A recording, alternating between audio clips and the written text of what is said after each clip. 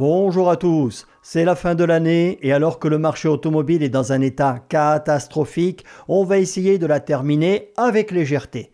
Mais tout d'abord, mon code de réduction avec 20% de remise et les frais de port offerts. Et là, il est encore valable quelques jours, donc si vous avez besoin d'un bon booster, d'un bon gonfleur ou d'un bon combiné, il faut absolument visiter le site de GFEGO.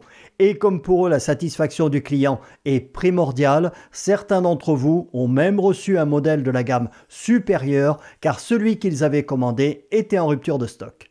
Article MobiWheezy du 27 décembre 2024 qui m'a beaucoup amusé et pour ceux qui ne le connaîtraient pas, c'est un site pro-électrique.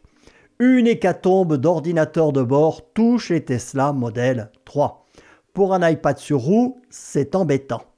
Tant que j'y pense, je ne sais pas si vous avez vu la bande-annonce pour la nouvelle saison de Top Gear France. J'étais plié de rire. Les trois jouent hyper faux et la manière dont ils les ont habillés. Même dans les cités, là où vit le public qu'ils visent, plus personne ne s'habille comme ça. Le plus ridicule des trois, pour moi, c'était Pog. Page 2, on continue dans le ridicule. Les récents modèles de Tesla, notamment la nouvelle Model 3, rencontrent des défaillances majeures de leurs ordinateurs de bord. On nous dit que la fiabilité légendaire de la marque commence à s'évanouir. Plus les ventes augmentent, plus la qualité du produit et du SAV baisse.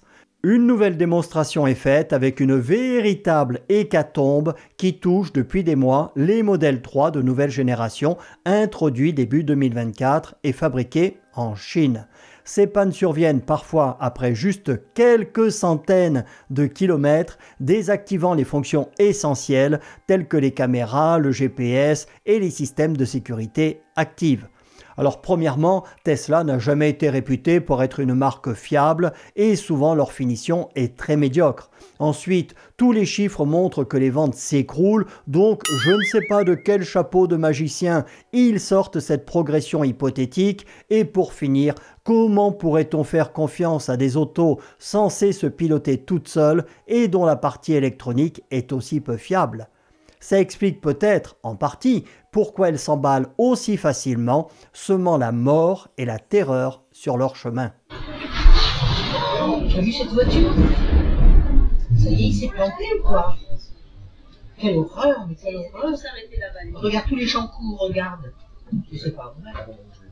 On nous explique que l'origine du problème semble liée à la nouvelle génération de puces d'autopilotage HW4 et des sources internes évoquent des courts-circuits potentiellement causés par la batterie intégrée à l'ordinateur de bord. Et que ça ne concerne, pour l'instant en tout cas, que les modèles assemblés en Chine et équipés de cette technologie. Une fois de plus, les batteries qui s'auto-enflamment. Rien d'extraordinaire, on a l'habitude avec les voitures à piles. J'interromps notre roman de Noël, 30 secondes, pour vous parler d'Ovoco et d'écologie. Ovoco, vous le savez maintenant, ce sont plus de 4000 professionnels européens de la pièce détachée d'occasion qui ont plus de 21 millions de références en stock. Qui dit pièces d'occasion dit souvent meilleure qualité que les refabrications et pour ceux qui reprochent parfois dans les commentaires qu'il y a des frais de port à payer, je vous montre une toute petite interface audio Zoom F3 qui doit peser dans les 300 grammes. Voici la taille de la boîte. Eh bien, j'ai payé 8,50 € de frais de port et j'ai trouvé ça tout à fait normal. Personne ne travaille gratuitement. Donc payer 150 € de frais de port pour un moteur qui est bien plus encombrant, regardez la taille, et pèse 200 ou 300 kg, je ne vois pas ce qu'il y a d'anormal là-dedans. Mais bon, peut-être que ceux qui critiquent travaillent gratuitement eux.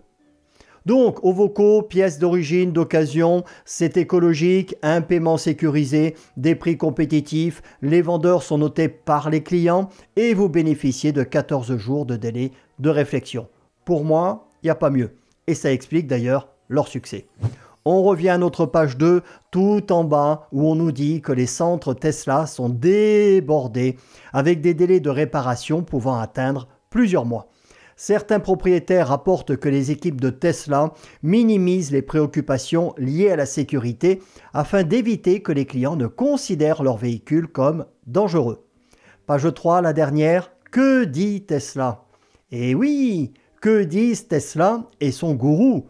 Bon, lui, il s'en fout, je pense. Depuis que Donald Trump a annoncé que dès son premier jour à la Maison-Blanche, il allait excommunier les transgenres, notre amateur de tranquillisants euphorisants à base de plantes naturelles boit du petit lait.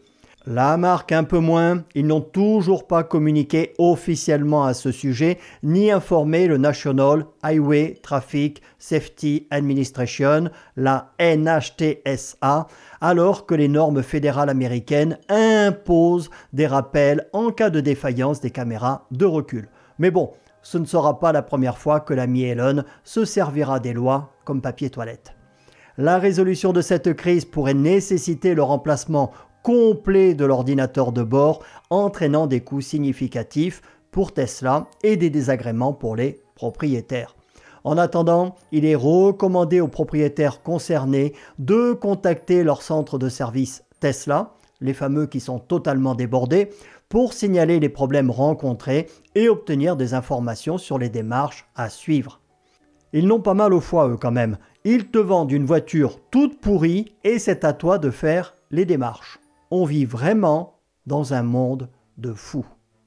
Et tout en bas, on nous rajoute que tant que le problème n'est pas résolu, il est plus prudent de reporter son achat éventuel d'un modèle 3 et laisser s'écouler un peu de temps pour que les stocks soient renouvelés. Et il conclut par « Bref, c'est pas pour demain ». J'adore lorsqu'un site pro-électrique parle comme ça. Mais ça veut aussi dire qu'on vit vraiment dans un monde totalement pourri, car ils savent que leurs voitures sont défaillantes et dangereuses, mais ils continuent quand même, tranquillement, de les vendre. Il ne leur reste plus qu'à faire comme Stellantis avec leur 1 litre de PureTech, changer le nom pour encore mieux berner les gogos. Salut à tous.